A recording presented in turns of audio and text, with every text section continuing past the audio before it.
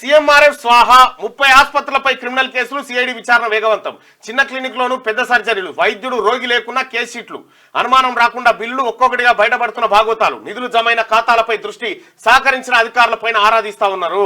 వైద్యం చేయకుండానే ముఖ్యమంత్రి సహాయ నిధి సొమ్ము స్వాహా చేశారన్న ఆరోపణలపై మొత్తం 30 ఆసుపత్రులపై సిఐడి అధికారులు క్రిమినల్ కేసులు నమోదు చేసినట్టు తెలిసింది. హైదరాబాద్ తో పాటు ఉమ్మడి వరంగల్, నల్గొండ, కరీంనగర్, రంగారెడ్డి జిల్లాలో ఆయా ఆసుపత్రులు అక్రమంగా సీఎంఆర్ఎఫ్ నిధులు పొందినట్టు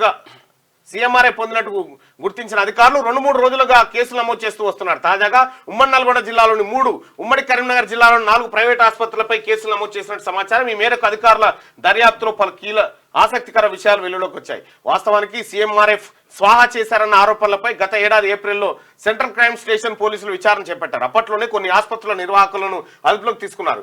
రాజకీయ ఒత్తిడితో వదిలేశారు. ఆ తర్వాత ఎన్నికలు కూడా అమల్లోకి రావడంతో అధికారులు సైతం సంబంధిత ఫైళ్లు పక్కన పెట్టారు. సీఎం రేవంత్ రెడ్డి వచ్చాక అప్పటి అక్రమాల లెక్క తేల్చాలని ప్రభుత్వం ఆదేశాలు జారీ చేసింది.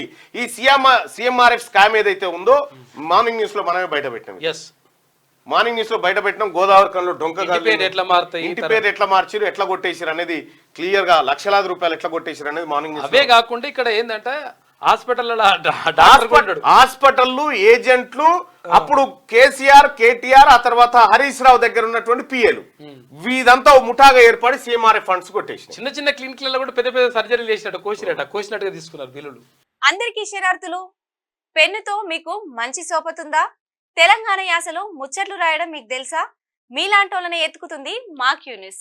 మరి ఆలస్యం చేయకుండా మాకు ఫోన్ చేయండి. 8688892604.